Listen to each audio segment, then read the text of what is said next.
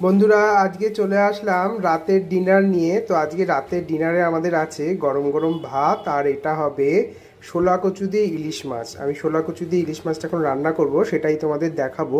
তো চলো প্রথমে স্টার্ট করি। প্রথমে আমি কি করব, এখানে একটু প্রথমে একটু আমি শোলা কচুটাকে হালকা ভাপিয়ে নেব, তারপরে ভাজবো। তো চলো গ্যাস ধরাই আর শোলা কচুটাকে ভাপাতে দিই। দেখো আমি শোলা কচুটাকে ভাপাতে বসিয়ে দিয়েছি, হালকা একটু ভাপাবো, বেশি না। ভাপিয়ে তারপর আমি ভালো করে ভাজবো শোলা কচুটাকে। তো চলো ভাপানো হোক ততক্ষণে, তারপর আবার ফিরে আসছি। তো বন্ধুরা আমার কচু ভাপানো হয়ে গেছে। দেখো আমি ভাপাইনি, জাস্ট দুটো ফুট দিয়েছি, নাবিয়ে দিয়েছি, কারণ এটা তেলে ভাজবো আমি তাই। আর এর মধ্যে দেখো আমি কড়াইতে তেল গরম করতে দিয়ে দিয়েছি। এবার তেলটা গরমও হয়ে গেছে আমার। আমি সামান্য এর মধ্যে কালো জিরে ফোড়ন দেবো। কালো জিরে ফোড়ন দেওয়ার পর এবার আমি একটা একটা করে কচু দিয়ে ভেজে নেব।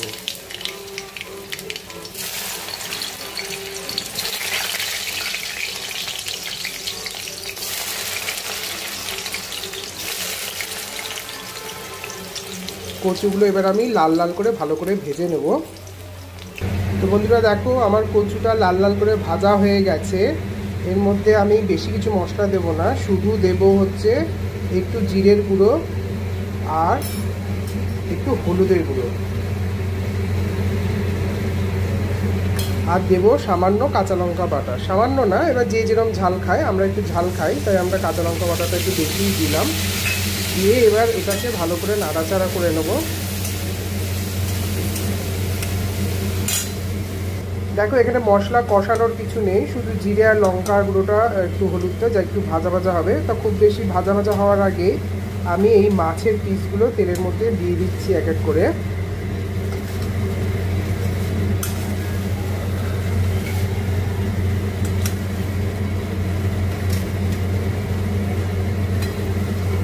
মাছের পিসগুলো দিয়ে দিলাম। এবার মশলাটা কষতে কষতেই মাছটা হালকা একটু ভাজা হবে, আর আমি তার মধ্যে জল দিয়ে দেবো।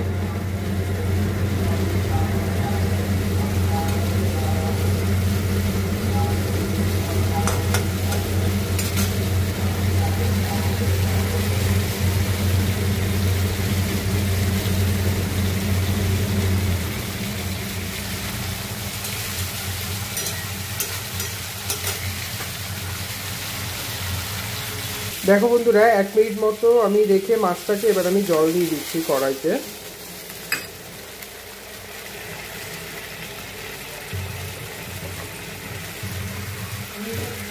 আর একটু জল দেবো, কেননা একটু